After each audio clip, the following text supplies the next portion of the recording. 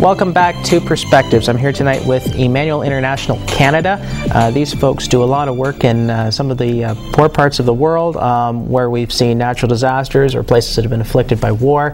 And Paul, before we went to break, you were talking a little bit about the situation of North Uganda where you are right now.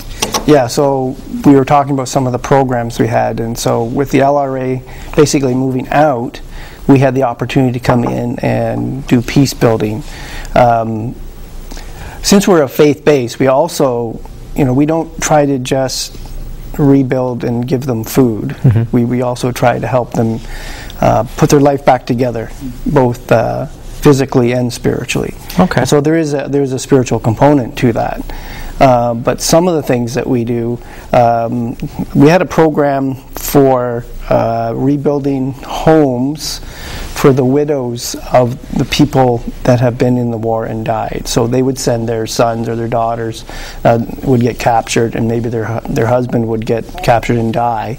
They're left now in their village with absolutely no way of getting food, no way of fixing their houses, because 20 years they haven't done anything. So we'd go and help them rebuild the house, and then the church would come in and just help them with the spiritual end of things as well. So those are just a few things that we've done. We've started a new program called Community Health Empowerment, where it doesn't take a lot of money, but you train people to go into the community and address the needs of the community at a community level. Okay. So they decide if we need clean water and there's lots of disease, then as a community they correct it. Is that the short form I read on your website for CHI? Yes. Yes. CHI, yes. Very good. What I'd like to do right now is you gentlemen supplied us with some photos. Okay. I'd like to bring those up on the screen and have you sort of walk through where it is and what you've done there. That is in Tanzania. The gentleman in the green shirt could be well known to the York region area. His name is Terry Ratcliffe, and his family owned Ratcliffe Lumber for about 180 years. And Terry is now semi-retired, but he loves taking photographs. And he has been able to travel with me to a number of countries. Okay. What you're seeing there is harvesting of rainwater. And basically the roofs are the catchments, and then the water goes into that container, and that container holds about 21,000 litres. Okay. Now, why harvesting of rainwater? What about digging wells or things of that nature? Paul? Basically, it's an easy way to get water. So there's basically mainly two seasons. There's wet season and dry season. In the wet season, you get lots and lots of rain. And you can capture that and put it in these big vats. And so that when the dry season comes, they can draw from that water. You can. The two countries we work in closely there is Tanzania and Malawi. Yeah. Tanzania is much cheaper to get the water through the catchments because the water table is so low down. In Malawi, the table is higher, so you only have to go down maybe between 30 and 90 meters. So it works out better in Malawi to have pumps. Okay. Hand pumps. Now, the water, what is the water used for? Are they filtering the water? Are they drinking the water? Okay, the picture you just saw there with the in Tanzania, we build those either at churches or at schools. So at the schools, the kids now stay all day because they've got clean water. The girls don't have to go out and fetch water. And we're finding that the teachers are so excited because their kids now are excited about learning. Okay. And they're there all day. And one point that was brought up during the break is the benefits of clean water. Oh, there's many. Like, obviously, in North America, we know the benefits of clean water, but they say most diseases come from dirty water. Okay. So, yeah. And then they have to go to the local river or go to the local pond or whatever, and they could be very dirty. Okay. So now we have clean water. That they all go into that catchment, and there's a little filter. So all the water there is clean. I mean, when we were there, the kids were drinking it straight away and had little cups and everything. All right. So it was really neat to see that. Okay. So, like, if you take like a pond could be up to 2 miles away.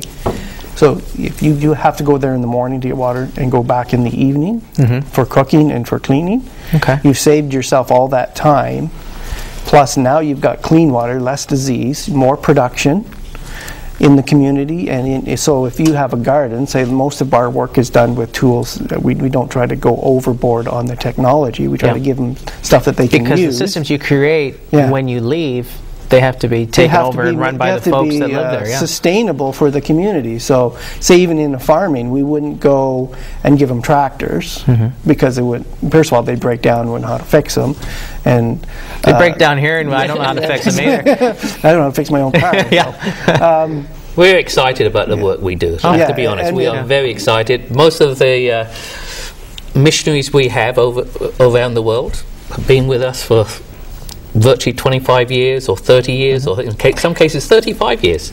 Well, when you look at, again, we've talked about something happens, you go over, you help. But at what point do you decide that, okay, we've done what we needed to do, it's time to pull up, regather our resources and go someplace else that's in need? When do you make that decision? That is usually at the beginning of any program. Okay. We have a plan. So there's a start, a middle, and an end. That's right. But even at the end, that doesn't mean we are ending in that country. It may be just ending in that area of that country.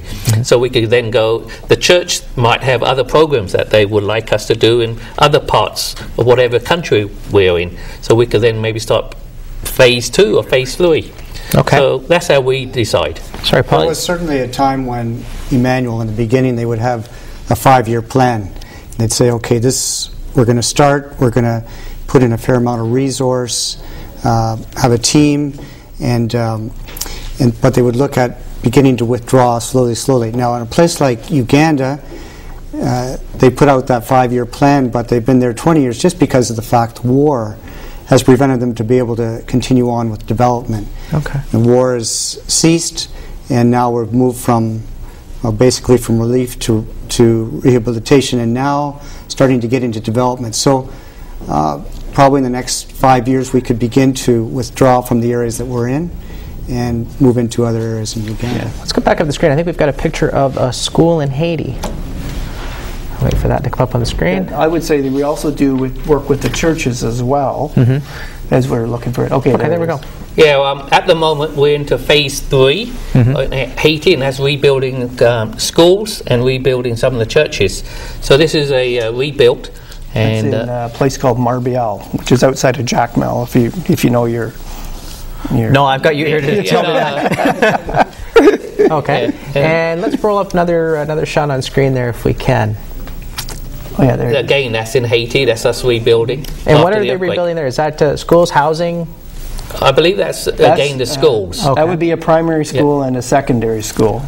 All right. Yeah, and at that particular location, I stayed there for almost 6 months. So. 6 months. Yeah. So when you gentlemen go and help out with these relief efforts, 6 months is one time period that you spent there. How long do you generally stay, or have you stayed? What's the longest you've stayed? Paul?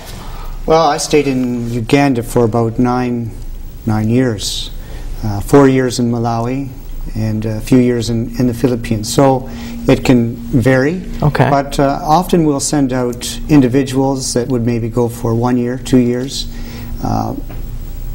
The reason probably I stayed longer was that I was a country representative, and so not necessarily based in the village per se, but more in the capital city where we would receive missionaries, receive relief workers.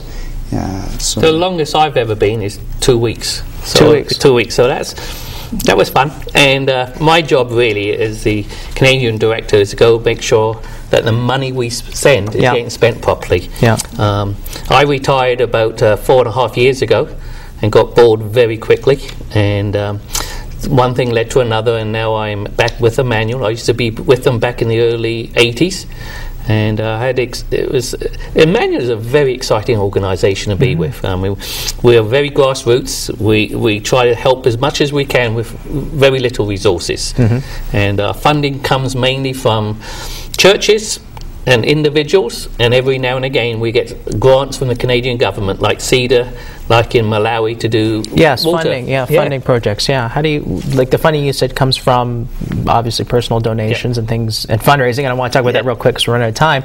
But also, does the government of Canada provide you funding too? Yes, we have had funding for a number of projects in Malawi, Tanzania, and then usually they were between 1 to 3 years. All right. And now they're telling me we've got about 45 seconds. Okay. I want you to tell me about your fundraiser that you got coming up. We're doing a fundraising on May the 5th at Springville Baptist Church at Stowell Road and Kennedy Road, and it's going to be a dessert night and a silent auction. So people can help us by either coming or donating a gift for something from their business that we can sell. That'd be really neat. Well, gentlemen, thank you so much for coming on, bringing those photographs to share your experiences, and those are the work of the Emmanuel International, the Canada division. I appreciate your time. I wish you all the best, and thank you so much for the work that you do. Thank you for allowing us to be here. Happy to. And we'll be back with Frank Cleese right after this.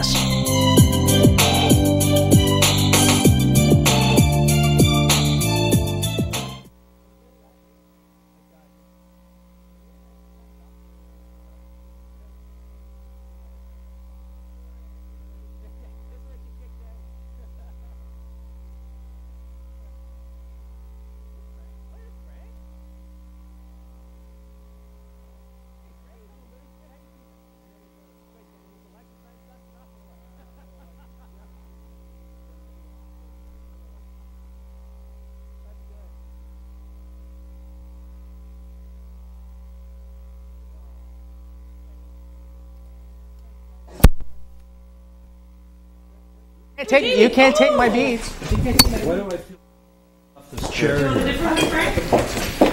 Have you got one that isn't I gotta find tilting forward? We have a minute. All right, let's go. Mike? I know we mentioned Orange, but you're good to talk about the budget and a little bit about the Drummond report. I'll talk about whatever you want to talk Good. I want to talk about Orange. One was called Orange. Yeah, well.